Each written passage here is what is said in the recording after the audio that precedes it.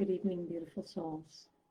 Tonight's message is for every woman who has ever carried more than anyone knows. For the ones who have been the backbone, the counselor, the steady place, the safe place for anyone. The woman who steps in, steps up, and never steps back.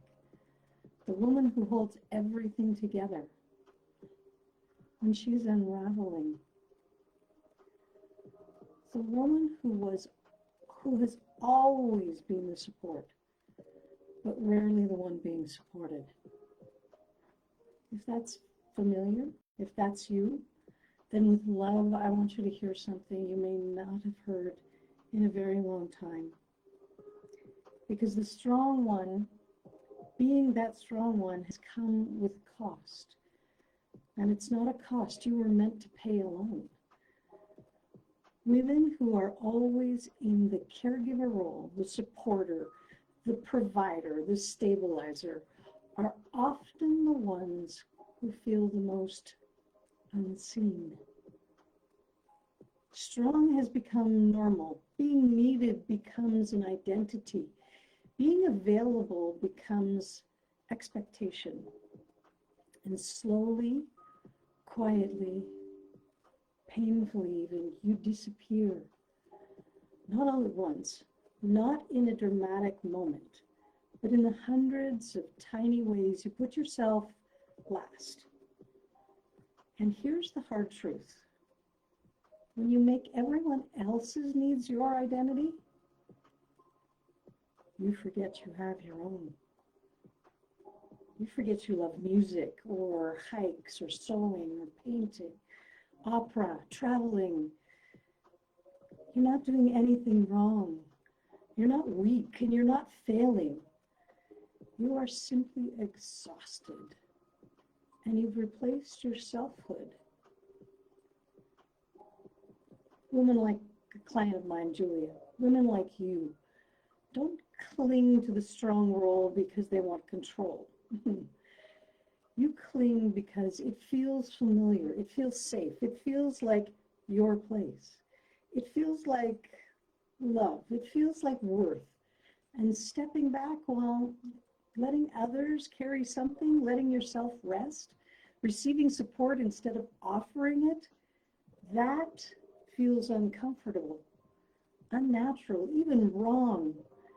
Because somewhere along the way you learned, if I'm not the strong one, who am I?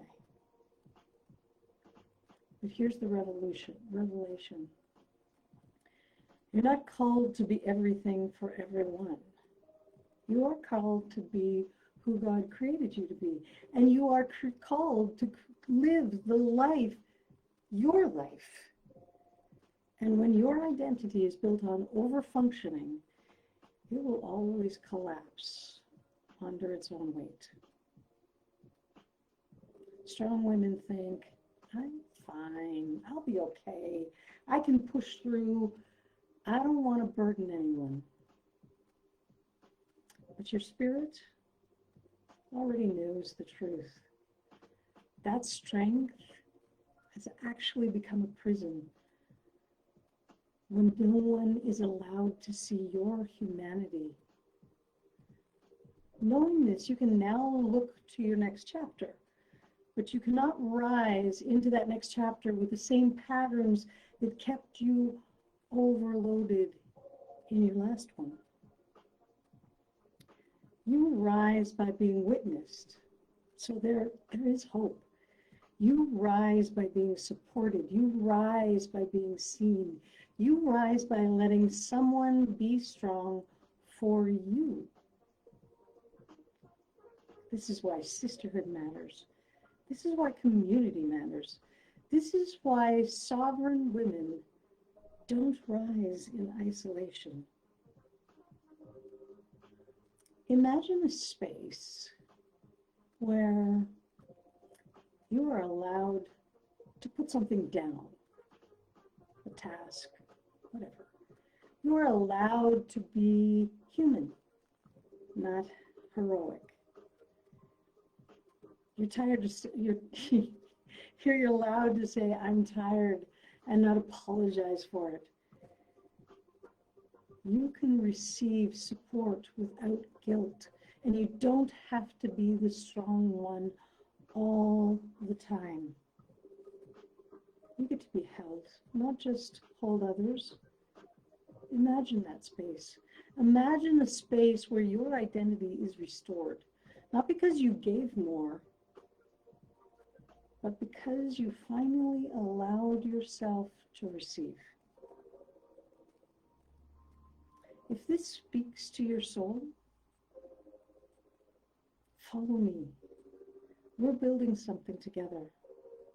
We're building a mentorship ecosystem where strong women get to be held to, where identity is restored, where brilliance is witnessed, and where you no longer rise alone.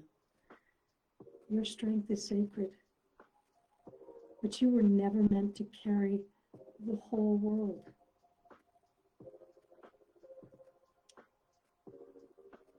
This means starting with saying yes to yourself,